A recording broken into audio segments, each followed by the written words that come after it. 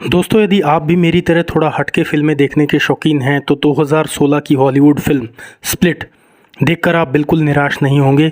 दोस्तों, ये एक ऐसी साइकोलॉजिकल थ्रिलर फ़िल्म है जो आपके दिमाग को घुमा देगी। मैं आपको बताना चाहता हूँ कि इस फ़िल्म के डायरेक्टर हैं भारतीय मूल के एम नाइट श्यामलन, जो सन 2000 के आसपास द सिक्स्थ सेंस, साइंस और अनब्रेकेबल जैसी बेहद शानदार और कमर्शियली सक्सेसफुल फिल्में बना चुके हैं। बीच में कुछ साल उनका बैड फेस चला और फिर 2004 की हिट फिल्म द विलेज के बाद 2016 में इसी फिल्म से अमेरिकन बॉक्स ऑफिस पर धमाकेदार वापसी की।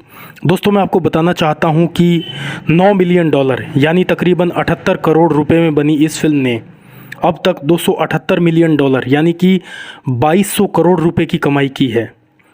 दोस्तों, ये कहानी है केविन वेंडल क्रम नाम के एक आदमी की, जिसे डिसोसिएटिव आइडेंटिटी डिसऑर्डर है या कहें कि स्प्लिट पर्सनैलिटी डिसऑर्डर है, और उसके अंदर 23 अलग अलग पर्सनैलिटीज़ हैं जिनके साथ वो बहुत सालों से कंफर्टेबली रह रहा है। फिल्म में दिखाया गया है कि केविन का बचपन और उसकी परवरिश बहुत डिस्टर्ब रही है और वो चाइल्ड एब्यूज़ का शिकार रहा है। केविन की डॉक्टर हैं डॉक्टर कैरेन फ्लेचर, जिनके पास केविन अक्सर थेरेपी सेशंस के लिए आता जाता रहता है। दोस्तों, फिल्म में दिखाया गया है कि इन सभी 23 पर्सनैलिटीज़ में से सबसे डोमिनेटिंग है बैरी, जो एक बड़ा स्ट्रिक्ट इंसान है और वो चाहता है कि डेनिस और पैट्रिशिया की पर्सनैलिटी हावी ना हो। डेनिस का चरित्र ऐसा है जिसे नग्न लड़कियों का साथ पसंद है और वो उन्हें बगैर कपड़ों के नाचते देखना चाहता है, उन्हें एब्यूज़ करना चाहता है।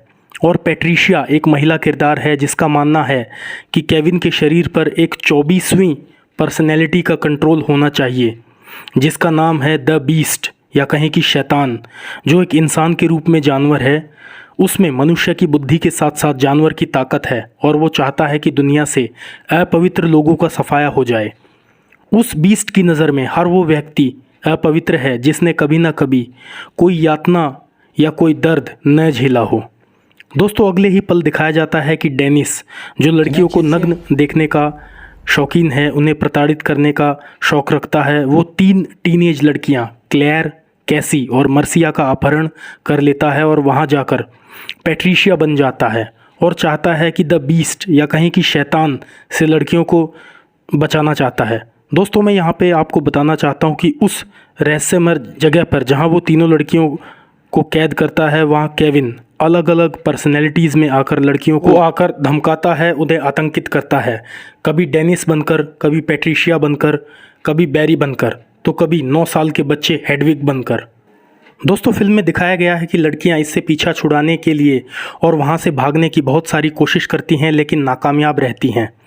कुछ समय बाद दिखाया जाता है कि डॉक्टर फ्लेचर भी केविन के घर आती हैं, ये इंश्योर करने के लिए कि कहीं केविन में बीस्ट या शैतान की पर्सनैलिटी हावी तो नहीं हो गई है। लेकिन केविन बीस्ट बनकर डॉक्टर फ्लेचर की हत्या कर देता है और क्लेयर और मर्सिया के साथ भी वहशियाना हरकत करता है और उन्हें बड़ी बेरहमी से मौत के घाट उतारता है। दोस्तों, यहाँ मैं आपको बताना चाहता हूँ कि कैसी, जो तीनों लड़कियों में से एक होती है, बहुत ही इंट्रोवर्ट दिखाई गई है। वजह है कि उसके अंकल और उसके लीगल गार्डियन उसका बचपन से ही यौन शोषण करते हैं और ये भी दिखाया गया है कि कैसी के शरीर पर बहुत से घाव के निशान हैं। दोस्तों, क्लाइमैक्स में दिखाते हैं कि केविन के शरीर और दिमाग पर डोमिनेट बीस्ट शैतान कैसी को भी मारना चाहता है। दोनों में संघर्ष भी होता है। कैसी अपनी सूझबूझ से केविन को वापस लाने की कोशिश करती है, लेकिन नाकामयाब रहती है। ऐसे में अंत में दिखाया गया है कि जब बीस्ट या शैतान को कैसी की छाती और शरीर पर यौन शोषण के निशान दिखाई देते हैं तो वो कैसी की जान बख्श देता है, क्योंकि उसका मानना है कि कैसी एक पवित्र आत्मा है। दोस्तों, अंत में दिखाते हैं कि कैसी को पुलिस उस जगह से बचा लेती है और फिर आखिरी सीन में दिखाया जाता है कि केविन को उस जगह को पुलिस सील कर देती है और फिर लास्ट सीन में दिखाया जाता है कि एक रेस्टोरेंट में कुछ लोग आपस में बातें कर रहे होते हैं और टीवी चल रहा होता है। उन लोगों के नाम भी डेनिस, पैट्रिशिया, बैरी आदि होते हैं, जो कि एक ही बैच के लोग होते हैं। वहाँ एक वेट्रेस कहती है कि बहुत साल पहले भी ऐसे एक सनकी को देखा गया था।